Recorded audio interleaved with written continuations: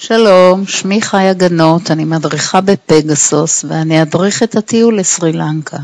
סרי לנקה, או בשמה הקודם ציילון, היא אי טרופי, מלא באתרים מעניינים, כמו ערים עתיקות, חופים מדהימים ושמורות טבע.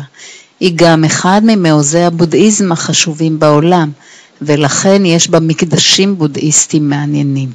אך נוסף לכך יש גם מקדשים הינדיים מעניינים, שנראה גם אותם. הטיול בסרי לנקה מגוון מאוד, כי הוא משלב נופים טרופיים, יערות גשם, בעלי חיים רבים, וגם אנשים חייכניים ומסבירי פנים. בתחילת הטיול נבקר בשוק הדגים הגדול של נגומבו, בבית היתומים לפילים בפינואלה, שם דואגים לפילים שהובאו מכל רחבי סרי לנקה. נבקר גם במערות המקודשות לבודהיסטים, המערות המצוירות בדמבולה, שהן אתר מורשת עולמית. שם נוכל לראות את הפולחן הבודהיסטי. נטפס על מבצר הסיגריה, שהוא המצדה של סרי לנקה, ששימש בעבר כארמון של מלך, והוא מאותר בסצנות אירוטיות מרהיבות. מכאן נגיע גם לשרידי ממלכת פולונרוע, ונכיר את ההיסטוריה של העם באמצעות ביקור במוזיאון ובאתרים ברחבי השטח.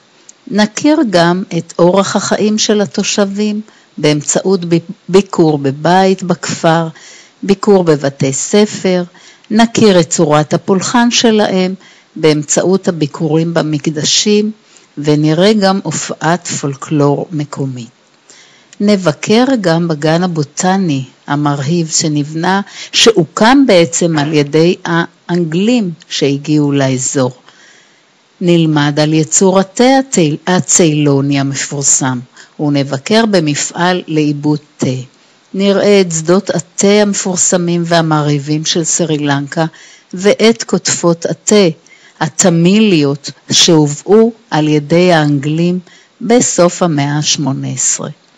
נבקר גם בחוות תבלינים, נראה את יצור התבלינים של סרי לנקה, כמו כן נצפה בקריאה ובייצור של אבני חן, גם אלה הם ענפי ייצור מרכזיים של סרי לנקה. נטייל בשמורת הטבע של מישור אורטון, ונגיע עד מקום שנקרא קצה העולם. כמו כן נצא לספארי ג'יפים בשמורת יאלה, ונוכל לצפות בבעלי חיים שונים. נצא גם לשייט ספארי על נהר המדו, בו נוכל לצפות בבעלי חיים ימיים. ניסע לאורך החופים המדהימים של סרי לנקה, ונהנה מהם.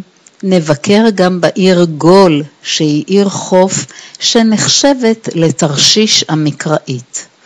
כמובן שלבסוף נגיע גם לקולומבו, העיר הגדולה והמודרנית, ונטייל בה בסיום הטיול. ואני בטוחה שאחרי טיול כזה, גם אתם תאשרו שלא סתם קראו לסרי לנקה, היא גן העדן.